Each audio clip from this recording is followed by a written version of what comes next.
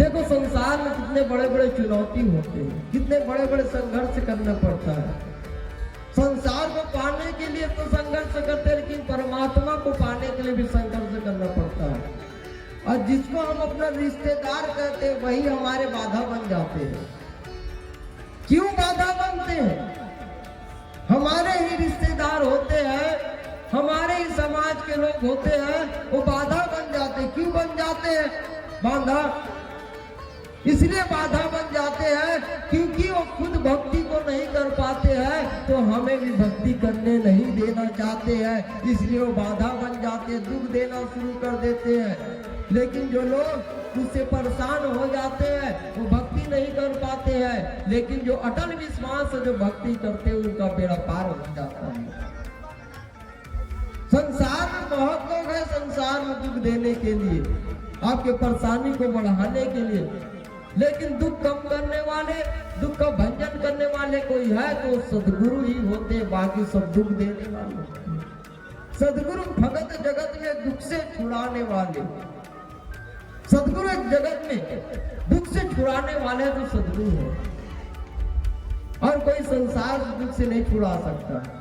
और सब दुख देने वाले, दुख से हमको छुड़ाने वाले कोई हो तो सदगुरु है, और सभी लोग दुखी है।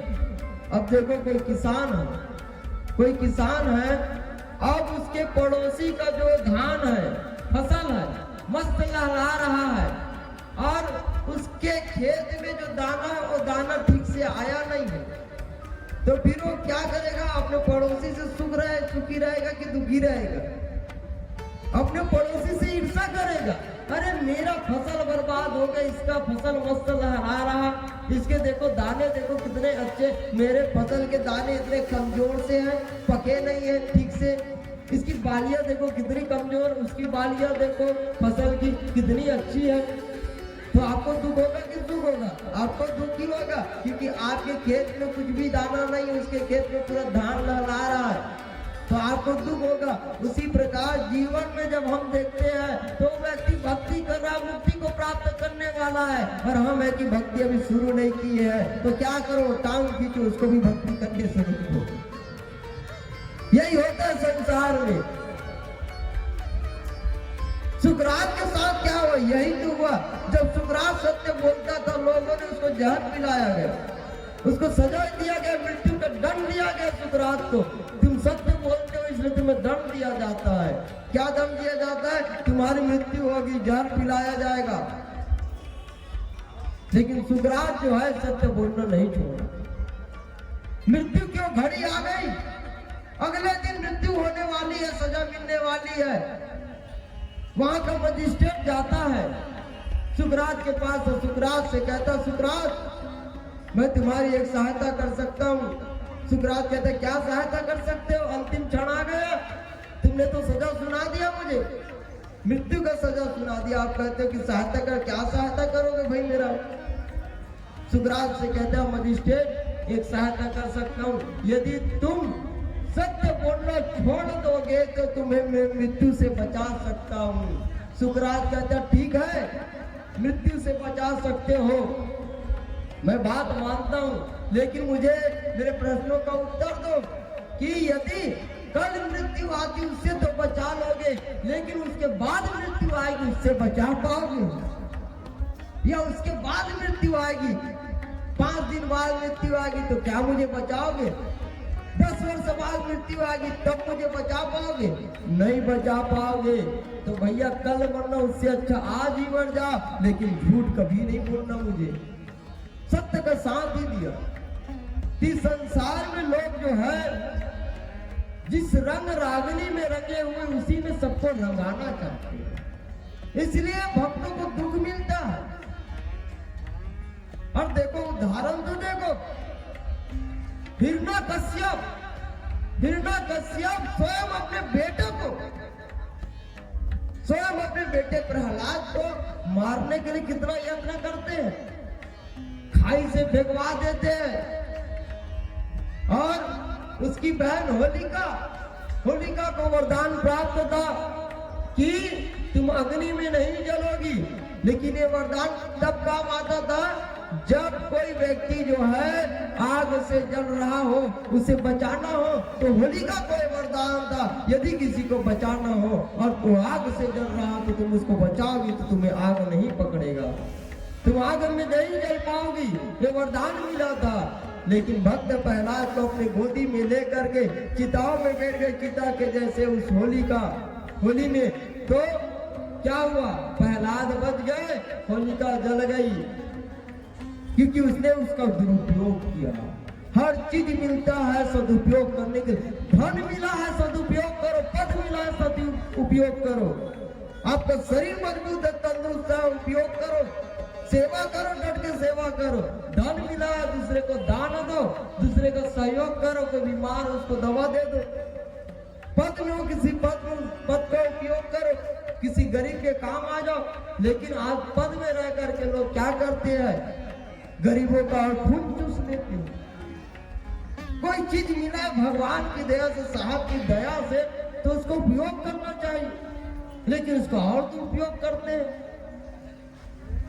ये देह मिला, शरीर मिला है, इसका उपयोग करना चाहिए, लेकिन इसका दुरुपयोग करते हैं।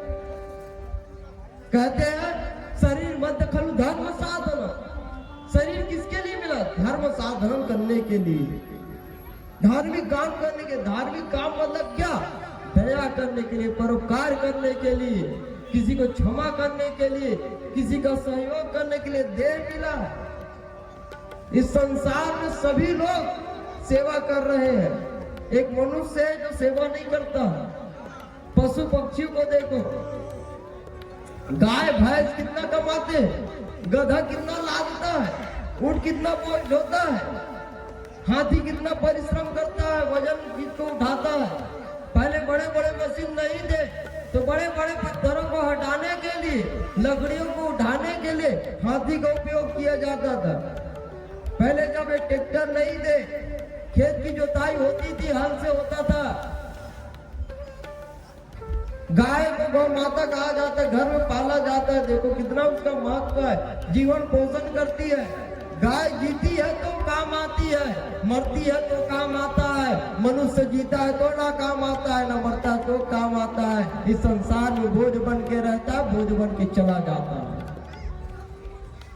गाय देखो कितना महान है, गाय का मूत्र काम आता है, गाय का दूध काम आता है, गाय के गोबर काम आता है, सब कुछ काम आता है।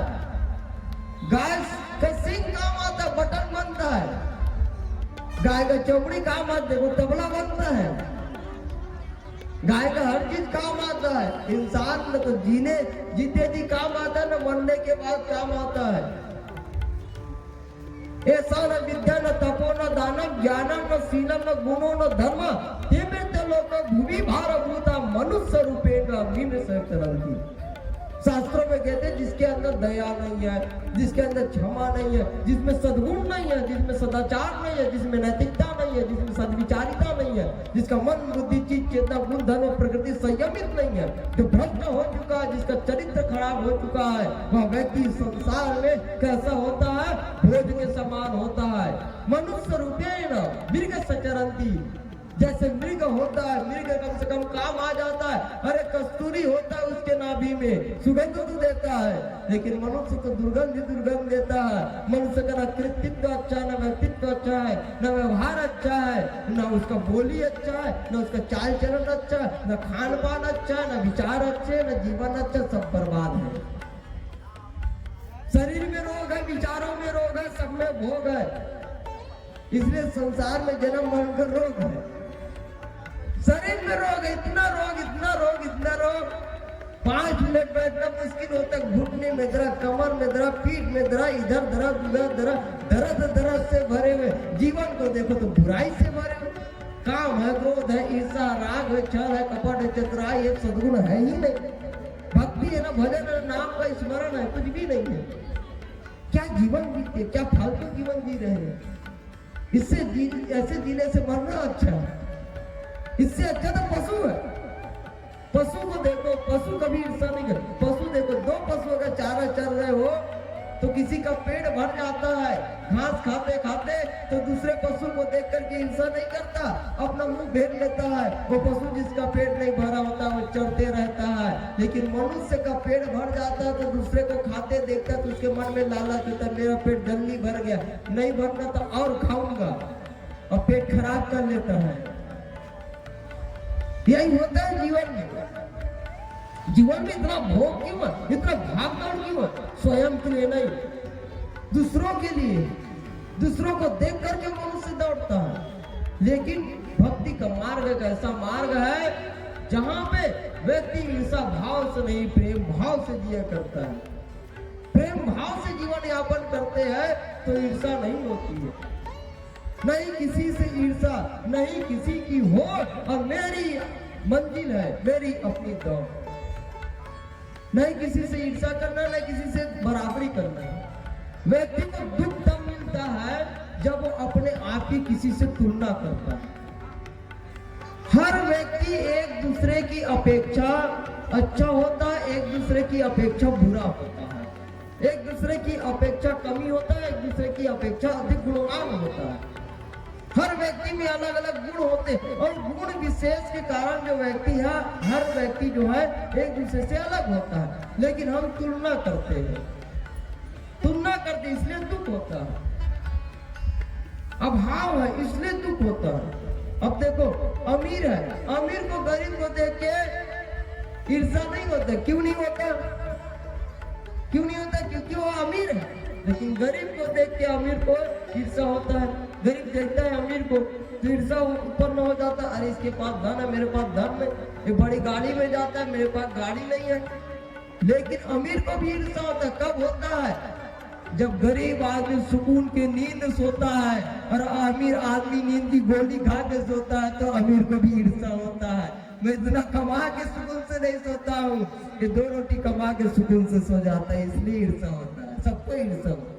हर व्यक्ति एक दूसरे की अपेक्षा तुलना करने पे कुछ में तो आगे कुछ में पीछे, क्योंकि संसार गोल है, गोल है, यहाँ कोई सीमा नहीं है कि यहाँ पहुंच गया तो व्यक्ति सफल हो गया।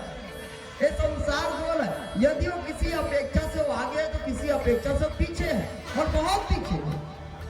किसी अपेक्षा से आगे, किसी अपेक्षा से पीछे है। इसलिए संसार में हम सभी एक दूसरे के आगे और पीछे हैं। कोई ज्ञान से आगे, कोई भक्ति से आगे, कोई सेवा से आगे। देखो अब प्रवचन कर रहे हैं, प्रवचन कर रहे हैं तो सत्संग कर रहे हैं तो सत्संग में है, लेकिन ऐसा कि हम सेवा नहीं कर पाते तो हमें दुख होता है कि सब सेवा करते, हम सेवा नहीं करते, सेवा का लाभ नहीं मिलता। तो किसी मार्ग में है तो किसी मार्ग से चुक भी रहे हैं।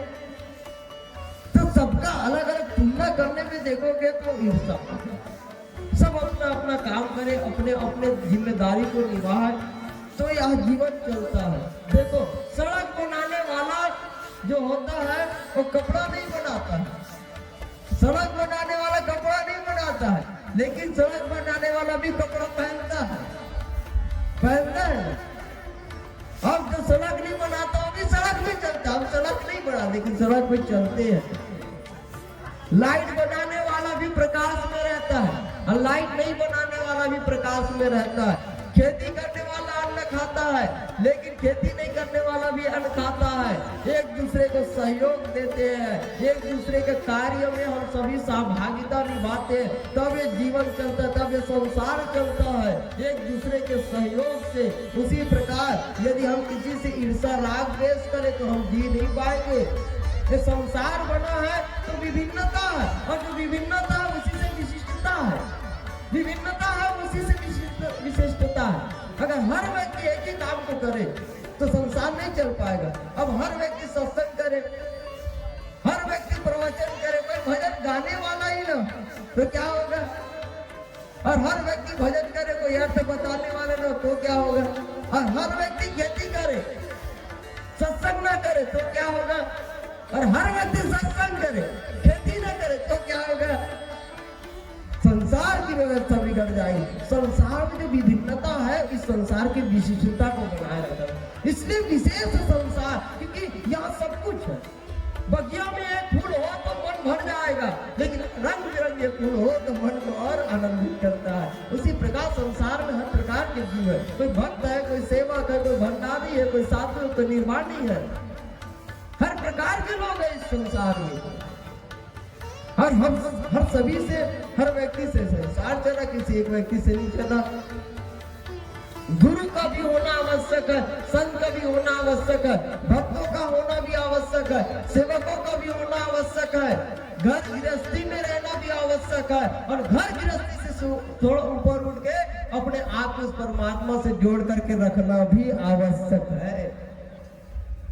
घर गृहस्थी में ही रहे तो फिर उसका चिंतन कौन करेगा, उसके बारे में कौन बताएगा? कोई तो हो बताने वाला, कोई तो हो। जब हम भूल जाए, भटक जाए, कहीं अंधेरे में चला जाए तो क्या होगा? हमें वो मार्ग बता दे। तो गुरु जन, संत जन, सबका अलग अलग कार्य विभाजित है। सब्जी बनता है तो एक ही से चीज से नहीं बनता है, उसमें देखो कितने सारे चीज डालते हैं।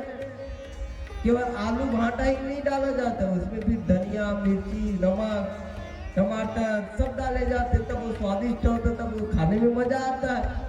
लेकिन केवल धनिया ही धनिया डाल दो, मिर्ची डाल दो, स्वाद बिगड़ गया। अधिकतर संतुलन बना के रहे। संसार में संतुलन, मन को संतुलित करना, विचारों को संतुलित करना, हर चीज में संतुलन होना चाहिए, संयम होना चाहिए। सोते तो क्या बोलते हैं? संयम नाम सजा दिलाई दासों काल लगा। संयम नाम, संयम होना चाहिए जीवन में, हर चीज का संयम होना चाहिए। तो बोलने का भी संयम होना चाहिए। तो आइए भजन सुनते भी संयम के बारे में और चर्चा करेंगे।